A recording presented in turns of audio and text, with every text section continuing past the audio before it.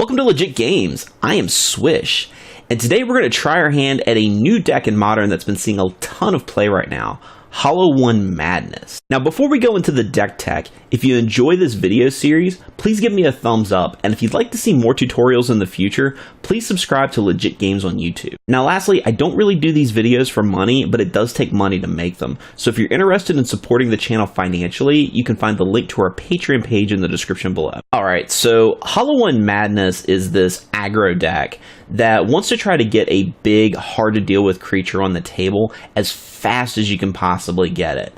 And then, by the time your opponent eventually catches up and they can deal with that big creature, that you just kind of finish the job by putting constant pressure on them with these hasty graveyard recursive creatures. Now, the way that we do this is by abusing a couple of key mechanics, namely cycling and delve. So the two big creatures that we want to try to get out as fast as possible are the namesake card Hollow One, which has cycling, but specifically it becomes cheaper the more cards that you cycle or discard. So if you can cycle or discard 3 cards in a turn, it's basically free.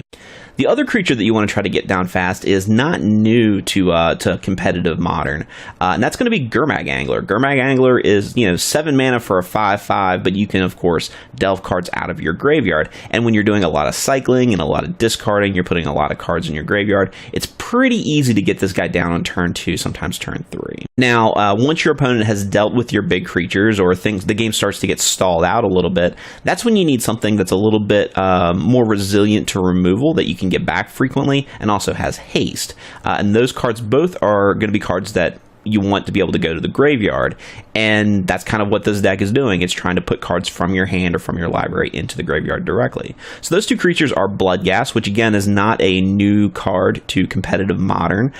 This is a guy who comes back into play every time you play a land. He's with fetch lands. It's really easy to get this guy and keep him in play. More importantly, by the time your opponent's down below 10 life, which is kind of the game plan, when he comes back into play, he's going to have haste, so you can really keep that pressure going. The other card is not a card that you see too often in Modern, and that's going to be Flamewake Phoenix. Flamewake Phoenix has flying and haste, and it has to attack each turn, and it's 3 mana for a 2/2. It's not super exciting, but it has Ferocious, so if you have a creature on the table that has a power of 4 or greater, at the beginning of your combat, you can only pay 1 red mana, and you bring it right back into play. And of course, we have cards like Hollow One and Gurmag Angler. Now, we also have another 1-drop creature in this deck, and that's Flameblade Adept. Now, I'm not super sold on Flameblade Adept, although I've played a few games with him, and he's definitely won me a few games.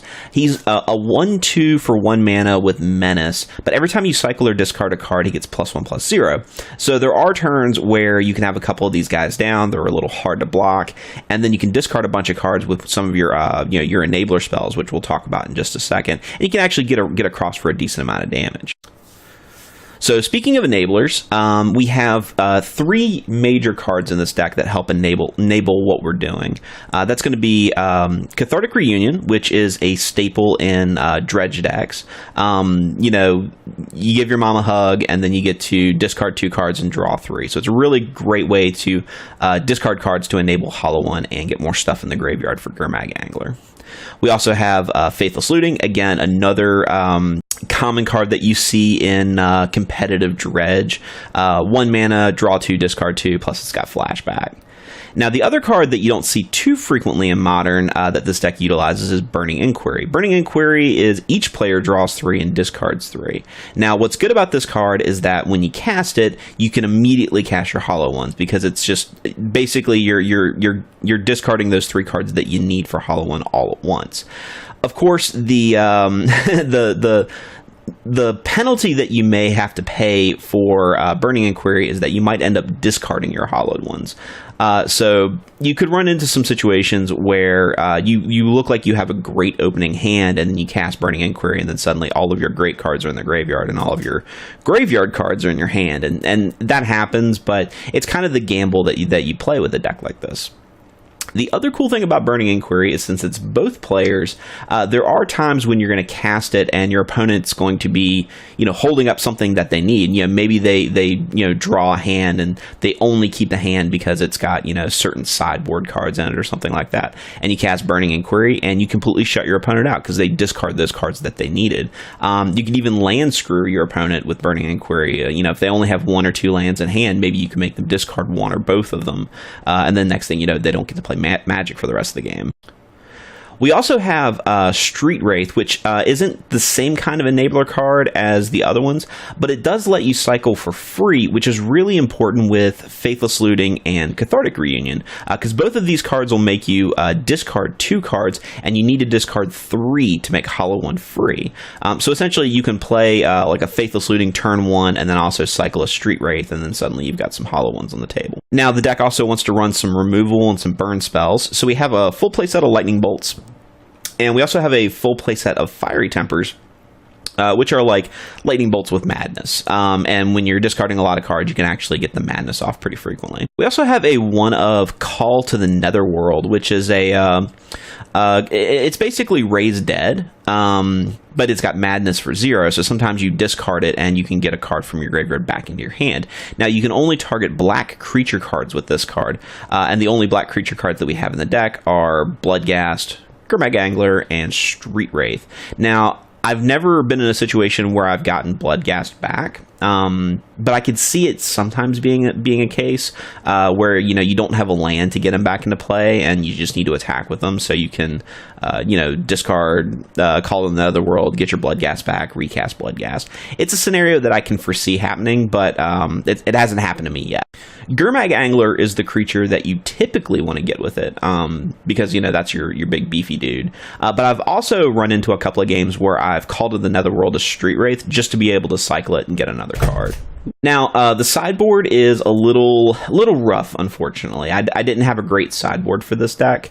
I am running 3 copies of Inquisition of Kozilek just to kind of hedge my bets against combo decks. It's also not bad against decks that have a lot of removal or might have some answers to your deck. This helps you kind of get through those answers. I do have a single copy of Big Game Hunter, which is another Madness card. This tends to come in against big monster decks like Valakut or Eldrazi Tron or something like that. But it's a madness creature. You get to pay it for 1 black mana, and it gets to destroy a creature with power 4 or greater. So this is the card that you want to bring in against those decks that are going to have, also big beefy stuff. It's also not too bad against the Death Shadow decks, because the Death Shadow decks, most of their creatures are going to be in the power 4 or greater category as well. I also have a couple of copies of Lightning Axe, which again also kind of come up in those matches. Eldrazi Tron, a lot of their creatures have 5 toughness. Things like Thought-Knot Seer and Reality Smasher and stuff like that. But again, they also come in against the Death Shadow decks, because you can kind of get rid of their Gurmag Anglers and their Tassigurs and their Death Shadows, of course. I have a couple copies of Ancient Grudge in the deck, just because it's a good value card. It's got flashback, and you don't really have to worry about discarding it, because then you get to cast it again later. It's just good against, Affinity or Tron decks and things like that. Just a good value card that you want to have in your sideboard. I also have 3 copies of Destructive Revelry. This is mostly just to fight hate cards. If you're fighting against a deck that's going to have Rest in Peace or any kind of like Grafdigger's Cage or something like that, you need to have something that can beat it. You don't want to just put yourself in a situation where you have no answer to their solution.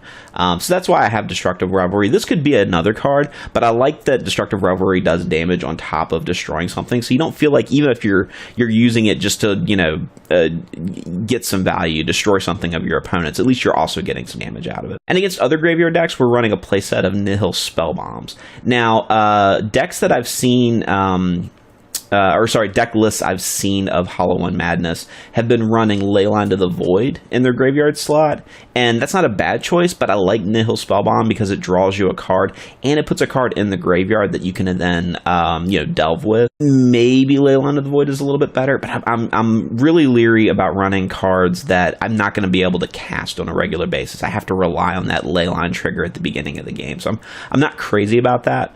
So I'm trying Nihil Spellbomb out. Maybe I'll try the Leylines of the Void a little bit later, but we'll see. But that is the deck. We're going to run this through a 5-round friendly Modern League, and we're going to see if it's up to the hype. So we'll see you in the first game.